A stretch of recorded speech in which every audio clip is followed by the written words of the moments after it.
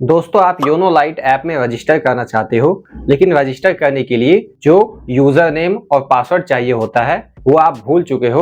तो आज के इस वीडियो में मैं आपको बताने वाला हूं कि कैसे आप अपने भूले हुए यूजर नेम को पता कर सकते हो और भूले हुए पासवर्ड को रीसेट करके यानी कि चेंज करके नया पासवर्ड बना सकते हो। तो चलिए अब पूरा प्रोसेस देखते हैं। तो योनो लाइट का भूला हुआ यूजर नेम पता करने के लिए और पासवर्ड को रीसेट करके यानी कि चेंज करके नया पासवर्ड बनाने के लिए आप कोई भी ब्राउजर ओपन कर लोगे जिससे आप गूगल सर्च करते हो। यहाँ पे मैं क्रोम ब्राउजर ओपन कर लेता हूँ और यहाँ गूगल पे आपको सर्च करना है SBI लॉगिन। आपको एग्जैक्टली यही सर्च करना है, SBI लॉगिन। अब आपको SBI का लॉगिन वेबसाइट दिखाई देगा, इस वेबसाइट पे आ जाना है, कंटिन्यू टू लॉगिन इस पे टैप करना है। इस तरीके से आप SBI नेट बैंकिंग के लॉगिन पेज पे आ जाते हो। यहाँ पे भी आपको वही यूजर नेम और पासवर्ड चाहिए होता है लॉगिन करने के लिए, जो यूजर नेम और पासवर्ड आप योनो SBI ऐप में डालते हो या फिर योनो लाइट ऐप में डालते हो। तो चूंकि अब हम दोनों चीजें भूल चुके हैं तो सबसे पहले हमें यूजर नेम पता करना होगा। इसके लिए नीचे यहाँ पे आपको ऑप्शन मिलता है forgot user name / login password,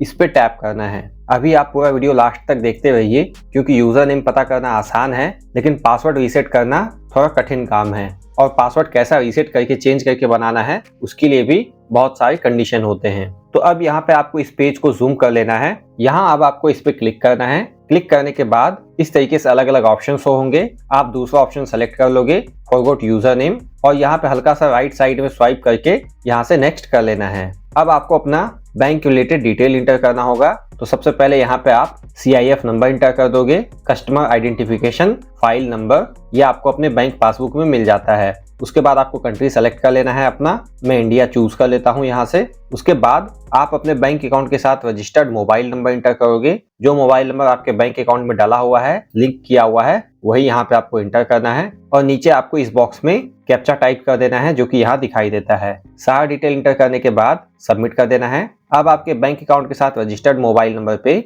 जो कि आपने पिछले स्टेप में फिल भी किया था, उस पे SMS के माध्यम से OTP आएगा। वो OTP यहाँ आप इंटर कर दोगे और कंफर्म कर लेना है। अगर एक बार में OTP रिसीव नहीं होता है तो यहाँ से आप दोबारा से OTP सेंड करने के लिए रिक्वेस्ट डाल सकते हो। OTP डालने के बाद यहाँ से कंफर्म कर लेना है, और जैसे ही मैं कंफर्म करता हूँ मुझे यहाँ पे मेरा यूजर नेम पता चल जाता है। इसके अलावा देख सकते हो SBI की तरफ से एक SMS भी आया हुआ है, और इस SMS में भी आपको अपना यूजर नेम पता चल जाता है। यहाँ पे मैंने यूजर नेम को ब्लर कर दिया है प्राइवेसी को मेंटेन करने के लिए। तो इस तरीके से आप अपना यूजर नेम पता कर लोगे। अब यूजर नेम पता चल चुका है, पासवर्ड आपको रीसेट करना होगा, चेंज करना होगा। तो यहाँ पे मैं फिर से नया टैब ओपन करके गूगल सर्च करूंगा SBI लॉगिन, और फिर से मुझे यहाँ से SBI का लॉगिन वेबसाइट दिखाई देता है। इस पे क्लिक करके लॉगिन पेज पे जाना है। अगेन यहाँ से कंटिन्यू टू लॉगिन इस पे क्लिक करना है, और इस तरीके से मैं फिर से SBI इंटरनेट बैंकिंग के लॉगिन पेज पे आ जाता हूँ। अब मुझे यूजर नेम पता चल चुका है। अब आप फिर से यहाँ पे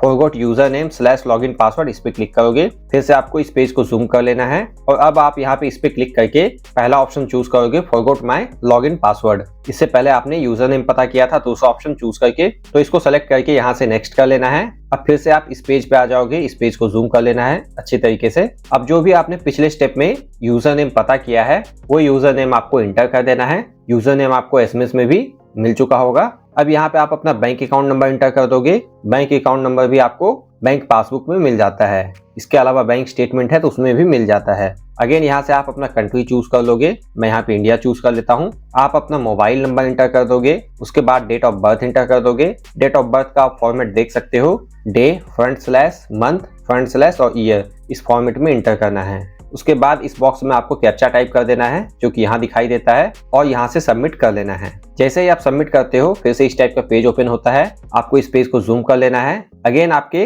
बैंक अकाउंट के साथ रजिस्टर्ड मोबाइल नंबर पे SMS के माध्यम से OTP आएगा। वो OTP यहाँ पे आपको इंटर कर देना है। OTP इंटर करने के बाद कंफर्म कर लेना है। जैसे ही आप नेक्स्ट करते हो यहाँ पे आपको 3 ऑप्शन मिलता है। अभी आप तीनों ऑप्शन को ध्यान से समझिए। तो आप 3 तरीकों से इंटरनेट बैंकिंग के लॉगिन पासवर्ड को रीसेट कर सकते हो, चेंज कर सकते हो, यानी कि नया पासवर्ड बना सकते हो। पहला ऑप्शन मिलता है ATM कार्ड डिटेल इंटर करके। तो अगर आपके पास ATM कार्ड यानी कि डेबिट कार्ड है तो उसको आप यूज कर सकते हो। इसके अलावा दूसरा ऑप्शन मिलता है प्रोफाइल पासवर्ड। तो एसबीआई बैंकिंग के केस में आपको दो पासवर्ड बनाना होता है। एक होता है इंटरनेट बैंकिंग लॉगिन पासवर्ड, जिसको कि आप एसबीआई के वेबसाइट पे लॉगिन करने के लिए यूज करते हो, या फिर योनो ऐप में लॉगिन करने के लिए यूज करते हो, या फिर योनो लाइट में भी आप उससे लॉगिन करते हो। और दूसरा होता है प्रोफाइल पासवर्ड। प्रोफाइल पासवर्ड आपके बैंक अकाउंट को और ज्यादा सिक्योर बनाता है। जब भी आप अपने प्रोफाइल को एक्सेस करने की कोशिश करते हो इंटरनेट बैंकिंग लॉगिन करके या फिर योनो ऐप ओपन करके, तो आपसे प्रोफाइल पासवर्ड मांगा जाता है। तो अगर आपको अपना प्रोफाइल पासवर्ड याद है तो आप उसको भी इंटर करके प्रोसीड कर सकते हो लॉगिन पासवर्ड रीसेट करने के लिए। और तीसरा यहाँ पे ऑप्शन मिलता है ब्रांच विजिट का। तो इसको सेलेक्ट करने के बाद आपको ब्रांच विजिट करना होगा। और जो पहला दूसरा ऑप्शन है उसमें आपका घर से ही सारा काम हो जाएगा ऑनलाइन। तो मेरे पास डेबिट कार्ड यानी कि एटीएम कार्ड है, मैं पहला ऑप्शन सेलेक्ट करके सबमिट कर देता हूं। और यहाँ पे आपके बैंक अकाउंट के साथ जो भी एक्टिव एटीएम कार्ड्स हैं वो दिख जाएंगे।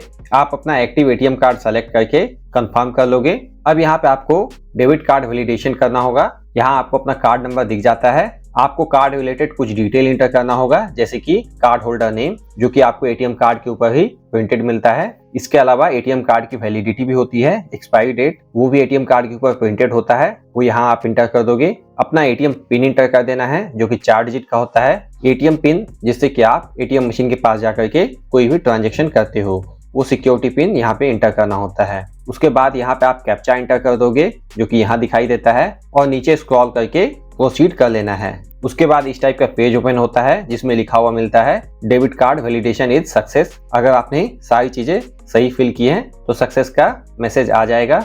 अब इस पेज को आपको रिफ्रेश नहीं करना है, ऑटोमेटिकली आपके सामने पेज रिफ्रेश होके इस टाइप का नया पेज ओपन होगा। और जैसे ही मैं यहाँ पे इसको जूम करता हूँ, देख सकते हो मुझे नया पासवर्ड सेट करने के लिए मिल जाता है। लेकिन पासवर्ड सेट करने के लिए कुछ कंडीशन है। पहला कंडीशन ये है कि आपके पासवर्ड में मिनिमम 8 कैरेक्टर्स होना चाहिए और मैक्सिमम आप 20 कैरेक्टर्स रख सकते हो। मिनिमम 8 कैरेक्टर्स इसलिए ताकि आपका पासवर्ड स्ट्रांग बने। इसके अलावा आपको अपने पासवर्ड में डिजिट्स भी यूज करना है, कैपिटल लेटर स्मॉल लेटर भी यूज करना है, और आप कोई जेनेरिक पासवर्ड ना रखें, जैसे कि नाम, डेट ऑफ बर्थ, ऐसा कुछ। इसके अलावा आपको अपने पासवर्ड में कुछ स्पेशल कैरेक्टर भी यूज करना है, जैसे कि @ स्टार, हैश, डॉलर का सिंबल, ऐसी चीजें। तो यहाँ आपको पासवर्ड को इंटर कर देना है पहले बॉक्स में, और जो पासवर्ड आप पहले बॉक्स में इंटर करोगे बनाने के लिए, वही आपको दूसरे बॉक्स में इंटर कर देना है और सबमिट कर देना है। इस तरीके से आपका पासवर्ड रीसेट हो जाता है, चेंज हो जाता है, और फिर आप योनो लाइट ऐप में लॉगिन कर सकते हो,